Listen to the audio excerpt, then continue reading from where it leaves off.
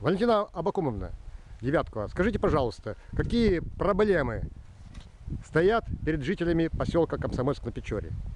Ну, мы, например, живем далеко от поселка основного, примерно 1,5 километра. У нас нету газа.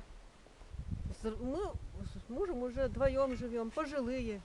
Ему 75-й, мне 72-й. Трудно с дровами. Вот.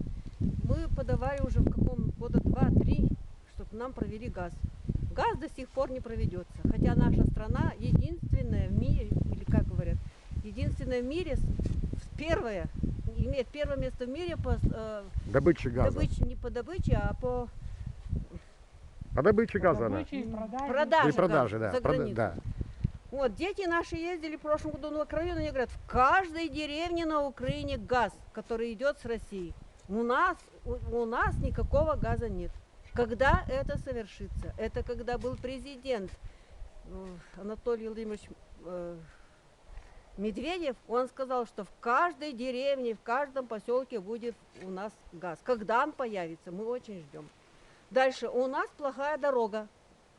Особенно осенью, когда дожди идут.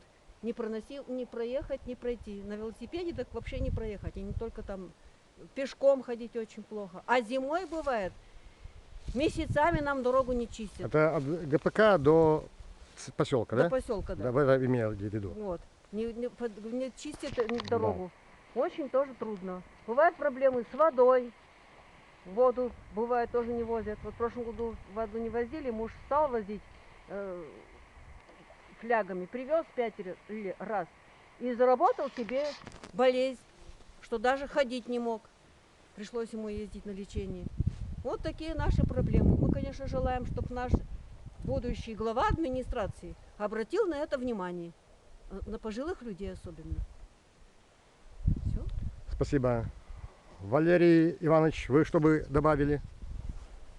А я бы сказал, что все проблемы отметила правильно. Озвучено правильно. Да, все правильно она сказала.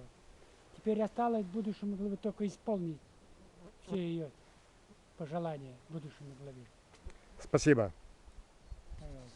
Картошка как урожай у вас? Картошка у нас неплохая. Вон, Сушится, да? Да. Сегодня посмотрите. день солнечный, удачный. Удачный солнечный день.